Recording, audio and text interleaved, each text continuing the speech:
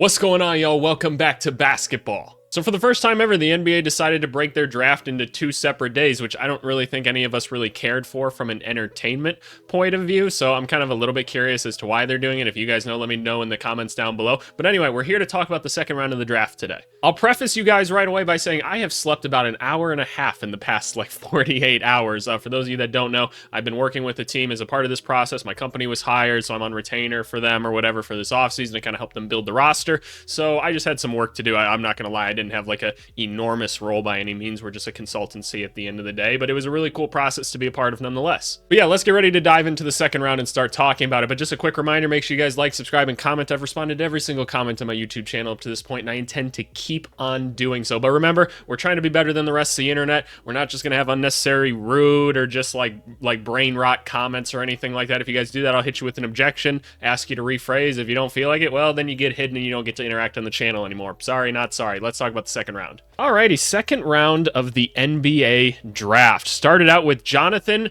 Mogbo, a guy that I got to watch like in person and everything at one point, and I gotta tell you, he was one of the more interesting prospects. Like he's a guy that we looked at points and we were like, oh, interesting. Like, I don't know what archetype he necessarily fits. Like, we just don't really have a player like this. For those of you that don't know, he's like a 6'6" center. Think Kenneth Faried type. Just like huge athleticism, like big, strong body, can really jump and everything. Doesn't do much outside of that. But one of the interesting things is he can kind of put the ball on the floor too in transition. So he can kind of be a connecting piece there.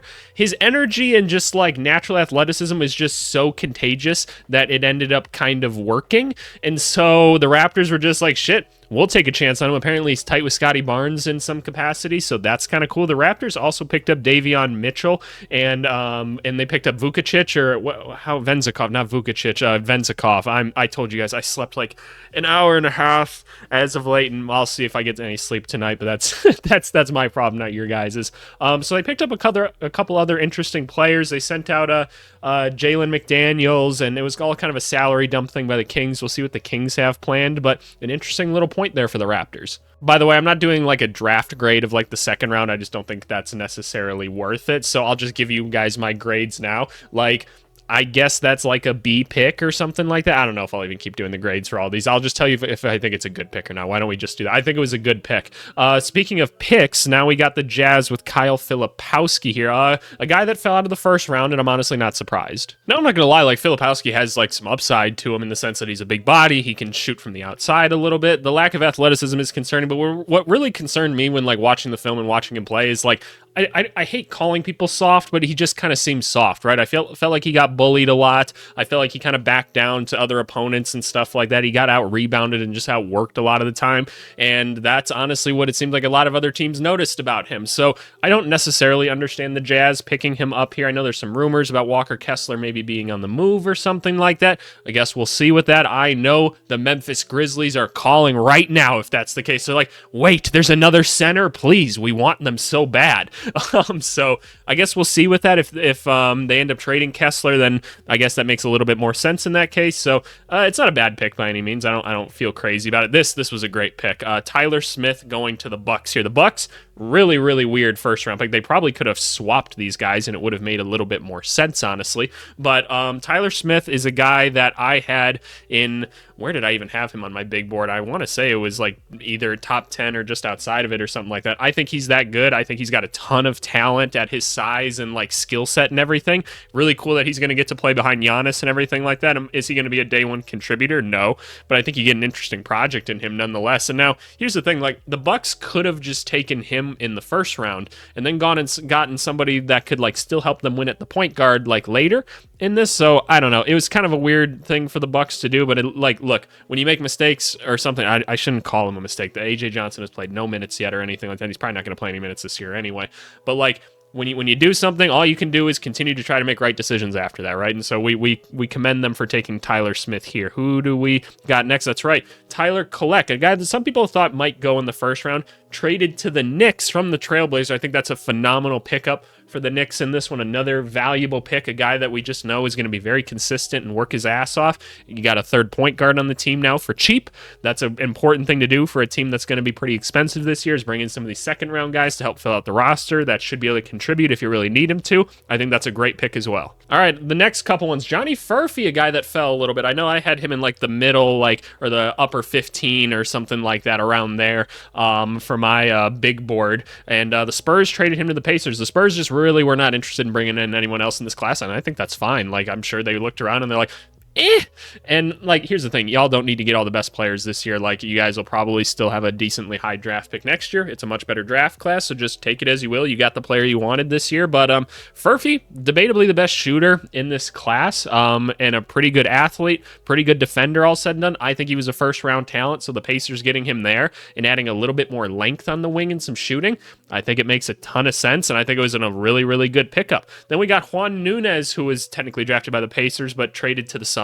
Nunez is kind of an interesting prospect in the sense that, like, he's pretty crafty, plays within his own pace, he finishes well at the rim, like a very patient player. I don't necessarily know if his game translates to the NBA all that well. I don't know if y'all remember Alexei Shved. That's kind of who he reminds me of when I watch him play. If not, go look up some Alexei Shved highlights. He played for like the Knicks and the Wolves at points in like the mid 2010s or something like that, whenever that was. And so not huge on him, but again, this is the Spurs picking up. Did I say the Suns earlier? Why did I say the Suns? I told you guys I can't fucking read at this point. I'm like delirious. But no, this is the Spurs picking up somebody here that they see is like, okay, we'll bring him in, kind of see what happens. We need more point guard options. We'll kind of go from there, right? So shout out the Spurs for seeing somebody that they liked at the end of the day. Next up, we have Bobby Klintman. Was a Timberwolves pick going to the Pistons now. At least it's more of a position of need, right? So we're getting a decent defender in Klintman here. Not really a great shooter. Again, like I feel like there was like a way that we could have actually gotten a shooter on this team one way or another. Like, I would say there's some defensive upside. Like I said, he passes the ball pretty well for his size. I picture him as like a power forward or something like that. I don't really know. Like, I'm kind of just confused with these Piston picks. Like, I don't understand what they're wanting to get out of these necessarily. They're just kind of taking all these really raw players that don't necessarily translate into anything right now, and they probably should be trying to win a couple basketball games and helping Cade Cunningham out. So yeah, sorry Pistons fans, I don't really know what to say with this one. Well, I don't know what happened there, but my Google Chrome crashed. Who did we finish with? We just did Klintman, so now we're on to AJ Mitchell and Jalen Wells. AJ Mitchell, good size, can play good defense, likes the mid-range shot, can get downhill, things like that, right? Going to the Thunder. Not really sure why the Thunder want so many more of these guys. Really been confused by their draft process so far. I think they have enough point guards on the team. Not really sure what the hell's going on at this point with the Thunder. So very, very confused with their pick. Jalen Wells, interesting player. Might have made more sense if the Thunder wanted someone there. Projects as a good athlete. He's a good shooter. So far, he's got some size. Makes sense for the Grizzlies, right? Like, he's just raw right now, though, so he's going to take a little bit of time to develop, but Jalen Wells projects well. So that didn't mean to be a joke like that, but you see how it is. And then we got Oso, I'm going to mispronounce it, Ighodaro. He's the Marquette guy. He's a Marquette, like, kind of like power forward or whatever. Okay, so wait, where did he end up to? Traded to the Suns via the Knicks and Thunder. Okay, so he's on his way to the Suns. Okay, I do remember that. Got a guy with some size and a little bit of versatility, a little bit older dude, so if you need to throw him in, I guess that's fine. I can't hate on the pick there. And then the 76ers took Adam bona fide third string center. That's what I'm going to call him in this case. Like, got some nice athleticism, some good defensive habits. Can't complain too much about him. I think he's going to be a pretty simple player. Added some simple size coming in from the second round. I support it from the Sixers. Hornets drafted KJ Simpson. They also traded for Reggie Jackson, helped the Denver Nuggets cut a little bit of salary, which is very nice. In that case, he wasn't helping him out too much at that point anyway, but KJ Simpson's a guy that probably should have been like the upper part of the second round. Got some shot creating ability. Some people will tell you they think he was the best player coming out of Colorado, honestly. So Hornets fans have that to look forward to at least. And like, you guys got other guards to kind of develop in the meantime. Like, I really want to see Trey Mann and what he can do. this year. But yeah, that's KJ Simpson. Next up, we have the Heat trading a pick to the Hawks. They pick up Nikola Jurisic, I think. I don't know exactly how to say it. I think he's a nice player. I really do at the end of the day. I think there was an argument for him to be a first-round pick. You see some of the ball handling capabilities and some of the shooting. He's played professional basketball already. I truly think there was an argument for him to probably be that high. I just didn't see enough film of him to really make that bold of a presumption either way. So shout out the Hawks for picking him up there. I think that's a good value pick. You got Larson. He's coming to the Heat. You just see a lot of Larson in the NBA, right? A guy with some decent size, should be able to close out on people well, hopefully becomes a better shooter. Like, you kind of hope so just watching him play a little bit. So he seems just like a Heat culture development kind of dude. Works pretty hard from what I understand. And then Jamal Sheed, just picture like Trey Jones, Tyus Jones type guy. Very strong, just like older presence, point guard and everything, a little bit undersized, going to the Raptors. Raptors are doing a lot right now, taking on a lot of like younger bodies and stuff like that. So kind of an interesting move for them. The Clippers drafted Cam Christie, not a guy I watched a ton of film on, honestly. His brother Max Christie's kind of a similar player to him in the way that they play. I wasn't too high on him, so the Clippers picking him, I guess you could always use another like potential 3-and-D wing, and that's kind of what he projects to be. So I guess shout out the Clippers for this one. Next up, we got Antonio Reeves on his way to the Pelicans. I kind of see him as like a Najee Marshall type guy, like should be a pretty solid defender. If you can show that you can still continue to shoot, then I think you could be pretty valuable to a team, but he's going to have to show it a little bit earlier in his career if he's going to want to stick around, just because like, you're getting drafted at the end here. It's going to be harder to make the roster and everything. So not a bad pick by any means here. I could see the value out of here. The Spurs draft Harrison Ingram here, so they do end up picking kind of a versatile wing here that's mostly just known for his defense, doesn't really do a ton else, kind of a raw prospect. That's kind of cool. And then you got Tristan Newton here, another UConn guy that I compare him to like Chris Dunn, where it's like, okay, like pretty good defender, gets to the rack well, doesn't really do a whole ton else. He pretty much just operates around the rim. So kind of a meh pick for the Pacers at the end of the day. I mean, I don't really know what else you really wanted them to do. Next up, we got Enrique Freeman, honestly a guy that I'm surprised that got drafted. Just from watching him, good defensive player. That's really all I can say outside of that. Like, didn't really see much else out of him when I was watching him, so I don't know, take that as you will, Pacers fans. The Knicks took Melvin Ajinça. I saw him as basically like a cousin to Pacome Daddier, so it's kind of cool that they ended up getting drafted by the same team. Obviously, he got moved to Dallas in this case, but Ajinça is a guy that's a little bit more raw than Daddier even, but man, is he shown the ability to shoot it from deep. I think that's a good pickup for the Mavericks, a nice cheap addition to fill out the back half of their team and everything. He'll get time to develop just because there's plenty of other good guys on the team. I could see him becoming something one day maybe. Quentin Post, drafted by the Warriors, so that was pretty cool that he ended up back there, even though like this was originally the Warriors pick. It was traded to the Thunder, then it looks like the Blazers and the Warriors. It's hard to keep up with everything that was happening, but you got a nice 7-footer. He's a guy I even put on my draft board, so I was like, no, I'd be interested in this guy at the very least. Like, I'd take a flyer on him. Warriors need size, got some size. There you go, there's Quentin Post at the end of the day. Next up, we got Cam Spencer, apparently going to the Grizzlies. Think Corey Kispert, catch and shoot type guy, right? Not a bad pick necessarily. We'll see what he ends up becoming. Anton Watson, I just, like, what is he really going to be able to do? Probably just like be a solid switch defender, something like that. Not too high on him. Bronny James.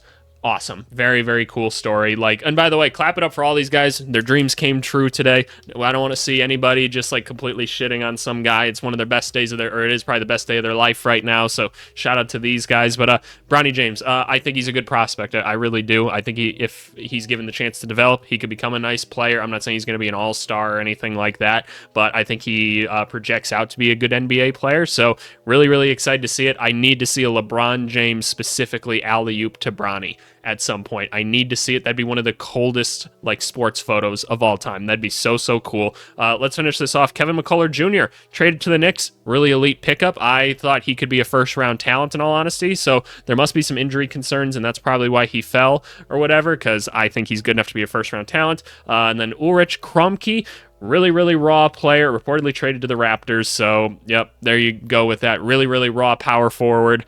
We'll see what he becomes and if he gets a chance to develop on the team this year.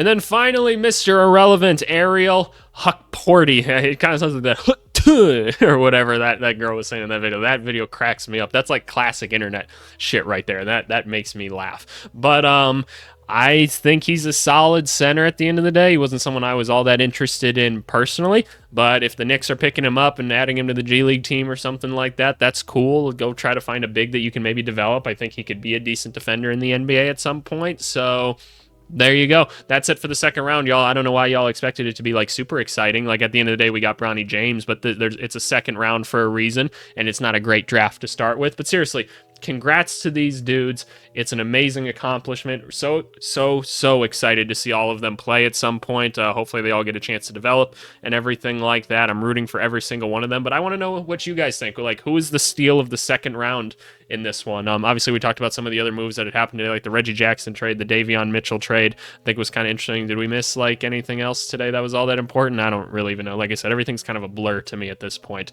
Be on the lookout. I'm doing my winners and losers video right after this. I'm going to record it and it'll drop tomorrow morning when you guys see this. But yeah, I appreciate you guys for watching as always. Hope you guys enjoyed the draft. It's always a fun time. And go and enjoy my Discord and stuff. We got a lot of people talking in there now. You guys know who you are. If you have been, shout out to you guys. You guys have been chatting up in there. Like I was in like draft stuff and everything, and I would look down, I'd be like, oh damn, they really discussing this stuff. We got some real basketball sickos in there. So shout out to you guys. Oh, and by the way, also let me know in the comments, what do you guys think of the new logo and everything that I designed?